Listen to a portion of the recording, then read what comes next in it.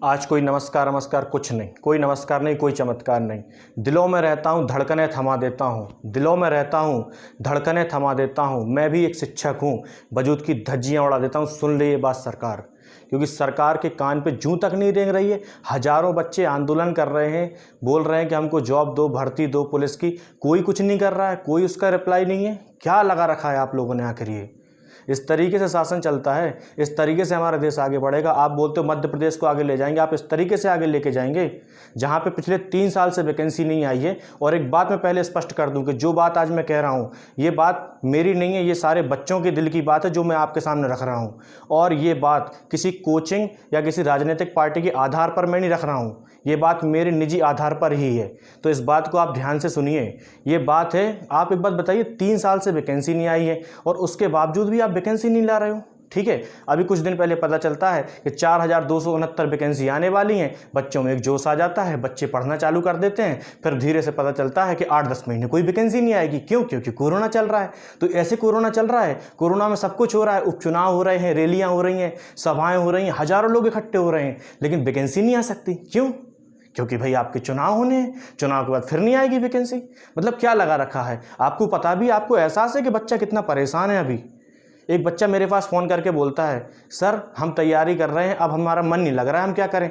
हम बच्चे को कब तक मोटिवेट करेंगे? हम पिछले 3 साल से मोटिवेट कर रहे हैं। ठीक है, रुक जाओ, बस वैकेंसी आने वाली है, 2 महीने, 3 महीने, 4 महीने। पिछले 3 साल से मोटिवेट कर रहे हैं, अब कितना मोटिवेट करेंगे? और गलत भी है भाई, कब तक मोटिवेट करेंगे? बच्चा पढ़ता जा रहा है, पढ़ता जा रहा है। भाई क्यों पढ़ रहा है? भाई बच्चा, उसको नौकरी नहीं चाहिए क्या?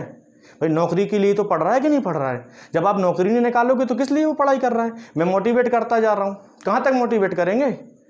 ठीक है, एक साल में जब बच्चा बाहर रहता है, तैयारी करता है, तो तकरीबन 50 से 60 हज़ार रुपये खर्च होते हैं। और 50-60 हज़ार रुपये खर्च जब 3 साल तक होंगे तो कम से कम गिरी से गिरी हालत में 2 लाख रुपये खर्च होते हैं। और उसके बाद आप क्या करते हो? वैकेंसी तो लाते नहीं हो। केंद्र से आया एनआरए सीईटी, आपने बोल दिया बस अब सारी पेपर क्या होंगे, ये सारी परीक्षाएं क्या होंगी? सीईटी के थ्रू होंगी, सीईटी से ही हम भर्तियां लेंगे। क्या लगा रखा है? आपको एहसास भी है कि मध्य प्रदेश में व्यापम के बच्चे जो सिलेबस की तैयारी कर रहे थे, अब वो सीईटी का पेपर देंगे और वो पेपर क्वालिफाई करेंगे। आप दे लो ऐसा पेपर, एक बार देख लो पढ़ के, कुछ दिन तैयारी कर लो आप भी, आपको पता चल जाएगा कितना अंतर है दोनों में। देखिए एक बात याद रखिए, मैं ये नहीं कह रहा हूँ कि सही क्या है और गलत क्या है, ये बात आपको ही पता है कि गलत क्या है। ठीक है, इस बात को आप समझिए। बच्चे बहुत परेशान हैं, युवा वर्ग बहुत परेशान है, इस बात को आप समझिए और नौकरी जल्दी से जल्दी निकालिए। और एक बात मैं आपसे कह दूं कि सभी शिक्षकों से मैं भी अनुरोध करता हूं कि जितने भी मध्य प्रदेश में कोचिंग संस्थान हैं जो बच्चों के दम पर आज यहां तक पहुंचे हैं, तो सभी एक दूसरे से भेदभाव भुलाकर सभी लोग बच्चों की आवाज़ को बुलंद करें, जिससे बच्चे इस आंदोलन को जोर शोर से कर सकें और उनके लिए एक अच्छा निर्णय लिया जा सके। जैसे अब अगर कोई ये कहे कि मान लो वैकेंसी आ जाती है, मान लो वैकेंसी आ जाती है, तो फिर शिक्षक, आप सोच रहे होगे कि शिक्षकों को भी फ़ायदा होगी। भाई आप ये सोच रहे हो कि चलो मैं एक शिक्षक हूँ, वैकेंसी आएगी तो पैसे मिलेंगे, तो मैं आपसे वादा करता हूँ आप वैकेंसी लाओ 1 महीने के अंदर।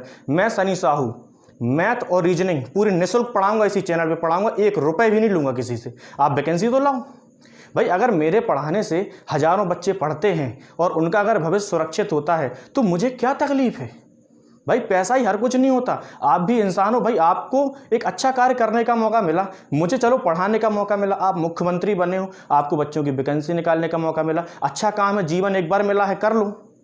ठीक है, जीवन है, बार बार नहीं मिलता।